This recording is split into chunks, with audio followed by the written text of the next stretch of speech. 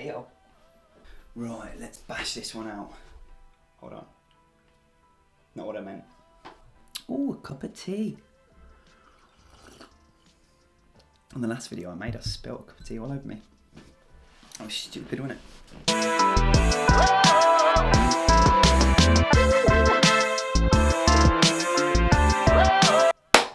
Hi, welcome back to the Caleb Adamo channel. Today we're going to be looking at the new ZillaKami project, Dog Boy. So ZillaKami is a 22-year-old rapper from Islip, New York. He is a member of the hip-hop group City Morgue with other artist Sauce Moolah. Interestingly, ZillaKami actually used to ghostwrite for the artist 6ix9ine before they had their big falling out just before and kind of leading to 6ix9ine's legal issues that have. So this is ZillaKami's debut solo album. He's released projects with City Morgue as part of the hip hop group before. This is his debut solo album. And given ZillaKami's history of blending kind of hardcore punk and heavy metal with trap music and rap music, I was expecting to get absolutely fired up for this project. Hey, what's up guys? Just out on my run again. I'm about to start listening to the new ZillaKami project. What's it called? Dog Boy. Going into this, I'm very much expecting to hear some heavy distortion, lots of shouting, lots of yelling. I think it's going to be, hopefully, the perfect album to run to. Started running already, which is why I'm out of breath a little bit, but hopefully it's the perfect album to listen to while I run. Like I said, ZillaKami is known for being heavy, yelly, kind of metal-influenced rap, so I'm looking forward to hearing that and seeing where he takes this new project. So yeah, let's get back to the video. Yeah, so what we're going to do is we're going to go through each track one by one. I'm going to give my thoughts very quickly. We're going to try and keep this video to quite a short length. Concentrate now on not spilling tea on me like I did in the last video, looking like an absolute idiot. Yeah, we're going to go through each track one by one, and then I'm going to give my overall thoughts and opinions on it, and then I'm going to give a score. First song on the album, Chewing Gum. So this was a really hard, really aggressive opener that kind of describes the effect of Percocet on the jaw, and how if you take Percocets kind of recreationally, sometimes it can make your jaw clench. So you have this really kind of aggressive and almost violent dog-like image. You're cocaine ruin your brain! Hey, please don't do cocaine! Hey, cocaine ruin your brain! What? Please don't do cocaine! Hey! Anyway, the electric guitar lines are kind of abrasive and loud, and this was exactly what I was expecting, exactly what I was hoping for when I was on my run. I wanted to feel pumped, I wanted to feel aggressive, and I wanted to feel like, yes, you can actually get this run done, because sometimes I need the motivation, trust me. Moving on to track number 2, Chains. So for the first 30 seconds to a minute, unfortunately, I didn't even realise the song had changed. I think due to the fact that the electric guitar in the background sounded so similar, I just didn't even notice that the track had blended into the next one. I had to restart so I could properly pay attention to it. He was talking about basically just conveying the message that he's prepared for the violence that he might experience on the streets, and at one point he even compares himself to Godzilla on this track Chains, which I found to be quite funny. But yeah, it's just that aggressive kind of, I'm ready for violence, I'm ready for anything, don't test me kind of attitude. So you want a piece of me? It was an okay song, same as the first track really, it wasn't too much different, and I believe that Chains is one of the singles that he put out before the album came out. I didn't hear any of the singles, but I tend to stay away from them. I believe it was. Moving on to track number 3, Lemon Juice. This song once again features quite a similar guitar line to the previous two, but with a little bit more of a chopped approach to it really. The production at this point is definitely serving its purpose. It's definitely hard, it's abrasive, it's loud, it's aggressive, it's everything I wanted while I was running, to be honest, and everything I was expecting. He's talking on this track about people he knows that have been arrested or locked up, his perceived unfairness at that situation and at their situations, and wanting to free them. I don't know the situation, so I'm not going to comment on that. At least it was a different theme, a different content, a different message from the previous 2 tracks. Then moving on to track number 4, Not Worth It. I think ZillaKami really needs to have a think about his transitions and how he moves into different tracks and how he orders them on the track list as well, because this track changed pace a little to a much more softer rock approach, but it sounded quite clanky and disjointed from the previous couple of tracks, and like maybe this song could have come later in the track list. I think that one of the first things I noticed when I was listening to this was it sounded like Nirvana, and that's going to be a theme throughout this review and throughout the rest of the album. He clearly likes Nirvana and clearly wants to be Nirvana, but that's the vibe I got. ZillaKami sang a lot more and it was a lot more melodic. There was a more, like I said, a more softer, rockier approach to the production and to the beat. However, it was a really short song. It didn't really go anywhere, and I don't think that ZillaKami knew where to take this track, which was a little bit unfortunate. We move on to track number 5, Hello. Mentioned Nirvana already. Well, this is another grungy Nirvana-inspired track. In fact, the post-chorus on this song repeats hello, hello, hello, hello over and over, just like the infamous Nirvana Smells Like Teen Spirit chorus does, really. ZillaKami describes basically, and I think this is one of the deepest moments on the album, either a number of pointlessly futile facts or out of order events in his life, and everything seems a bit sporadic. The feeling that comes across, or at least to me, was this whole feeling of kind of pointlessness, and he talks about anarchy in the track and it all being crazy in the world that we live in, being out of order and anarchistic, and yeah, just a crazy experience, really. And I think it was quite a poignant moment on the album because of that. I thought it was one of the most interesting themes for a song, especially given that he was not sampling, but essentially sampling or using the hello refrain from the Smells Like Teen Spirit. I'm all about that deeper meaning, so you can't really grasp it. It's all in the mind. We move on to track number Bleach. So this was always going to be one of my favourite tracks because the moment I loaded up the album, I saw that it featured Denzel Curry. Big Denzel Curry fan. And obviously Denzel Curry and ZillaKami have worked together before on Denzel Curry's track Vengeance off his 2018 album Taboo, which is one of my favourite hip-hop albums in the last, I don't know, maybe 10 years. It's a really good album. On this, Denzel does provide a good feature. He talks quite well about mental health struggles, and that's what this track's about, really, and struggling with their emotions. And again, following on from Hello, it was quite an introspective moment on the album, and another good song, and one of the best on the album, to be honest, Bleach. And then we get 631 Makes Me, which is track number 7.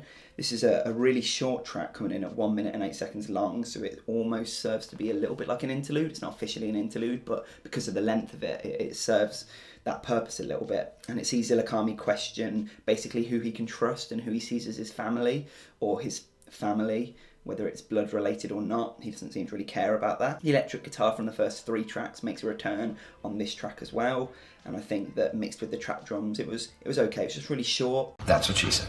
And felt like it wasn't finished, or like he didn't know how to make it into a full song, which unfortunately was a repeating theme throughout this album, and that was very disappointing. Anyway, moving on to track number 8, IHY. So in my opinion, this is one of the best produced tracks on the whole album. I think that the bass was so hard and it came in so abrasively that it had me wanting to smash things in my own living room downstairs. I loved the mixing in this track. The backing melody lines felt so kind of perfectly spacey and echoey almost, that it made for a perfect listen. It was a really, really good listen. He speaks about basically flexing his prowess and threatening violence on anyone who gets in his way. It's nothing that we haven't heard in the rest of the tracks on this album, and he doesn't really take it very deep. And that's what she said. That's something that I really would have liked him to do, develop the theme and the idea that he had more. The sound, brilliant. It sounded brilliant, what he was talking about. Yeah, there wasn't much to it, unfortunately. The chorus is just basically him chanting about how much he hated everyone. It was a bit of a weak hook, and it did let down the song a little bit, but I guess it was passable, and yeah, might be something that, again, you listen to when you're in the gym, when you're on a run. It did work for me. Then move on to track number 9, Badass. So this is another well-produced song, actually, utilising a nicely distorted guitar line. There's lots of electric guitar in this. Like I said, he likes his heavy rock influences. You can probably guess what the song's going to be about based off the title, to be honest. It is just him being the big man once again. However, what I wasn't expecting, or what I was not expecting, was the Lil Uzi Vert feature, which actually was really, really good.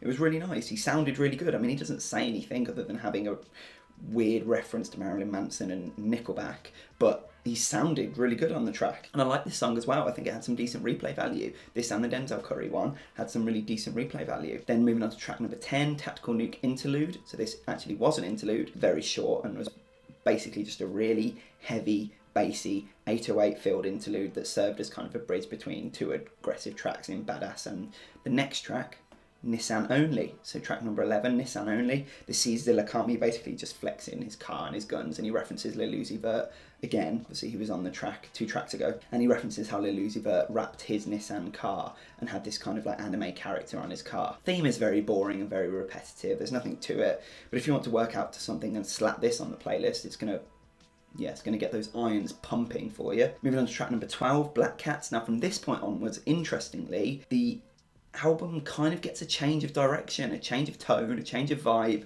and a change of sound. I think this track production led to a more mellow and emotional rock influence, and that became apparent on the subsequent tracks as well. So again, Nirvana wannabe all over again.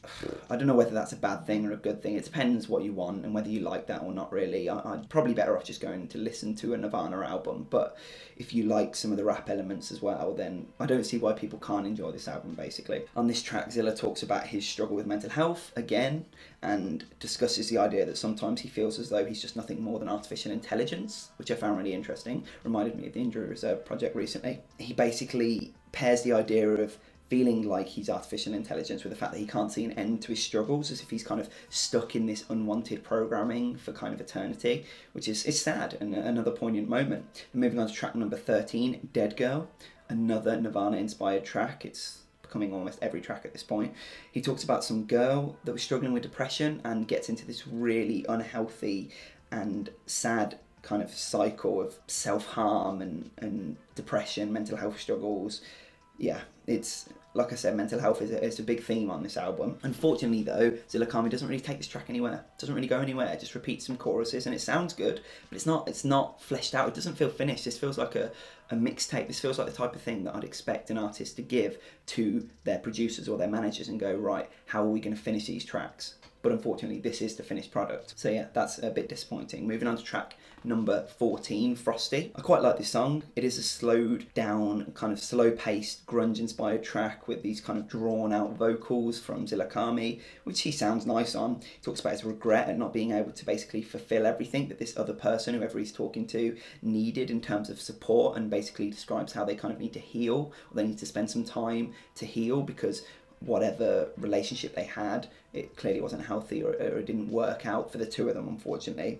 Again, another underdeveloped track, another track that I don't think was finalised. Well, it clearly was finalised, but it doesn't feel like it should have been finalised. Then we go on to the final track, Space Cowboy, track number 15, Space Cowboy. ZillaKami clearly wanted to finish this project with kind of a hit. This does see his more aggressive and kind of heavyweight punching delivery make somewhat of a return. It's not the most aggressive track on the album, but it does make somewhat of a return. The string bending guitar lines in the back are fun to listen to. I did like them. I think his voice perfectly fits over this beat. His really raspy, deep, forceful voice does work perfectly with this beat, and I think it does sound nice. And he basically details the loss of a friend, and it all feels quite melancholic, to be honest. He also gives us a really well constructed description of sleep paralysis, and it's quite harrowing, to be honest. And he describes the effect that sleep paralysis can cause, and yeah, it's a decent closer track. It's not amazing, it's not the best thing you're ever going to hear, but it is a decent closer track. I think overall this album is not something for everybody. I think there's a number of tracks on here maybe that you could have cut off. If you'd have cut off about 5 tracks and made this a 10-track album, I think it would have been a lot better. I think that a lot of the ideas on here were underdeveloped, sadly. Maybe he needed some more features, maybe he needed to think about his verses a bit more, and the writing. I do think that a focus on the writing was missing, to be honest, which is a little bit disappointing. However, some of the sounds are there and the aggression is there. If you want to take a good 3-4 of these tracks and slap them on a gym playlist, they're gonna get you lifting weights you've never lifted before. They're going to get you running faster than you've ever run before, because they are aggressive and they are the exact type of thing you might want if you're trying to get hyped. But yeah, it's not an album for everybody. Some people are going to enjoy some of it. Some people might love it. There are always people that do. But I think most people are going to appreciate a couple of the tracks, but generally as an album it's a little bit underwhelming. So overall I was feeling a 4.9 out of 10 on this project. I think I battled with putting it just over 5 for a little while, but I decided against it, simply because when I listened to it for the third time, when I was going back and writing my review for this, yeah, I just found myself grasping and wanting more. I liked some of the ideas that were there, but just wanting more, basically, and so I couldn't even say it was above average. Yo, we just finished the ZillaKami album. It's not what I expected. It's very different to what I expected. I expected a lot more yelling and shouting, and it to be a lot more metal influence than it was. I think there were lots of extreme energy moments on the album, and I think that was really interesting. But I was surprised by how much more somber, gentle, or slow rocky, like progressive rock sounding a lot of the tracks were. So I've only listened to it once, obviously, so far. I've just finished my first listen to it. Would have liked to hear a few more features on the album, I think. I really like Lil Uzi Vert and Denzel Curry. their appearances on the project, but I think I would have liked to have seen a bit more variety in terms of vocal ability, range, structure. Yeah, back to the video. Yeah, if you thought I was waffling or if you thought I was making any sense, please let me know in the comments down below. Please whack that like button, drop a like on the video, and subscribe if you're new around here. It'd be great to see some new people. Cheers. Oh, my tea's going cold. Oh.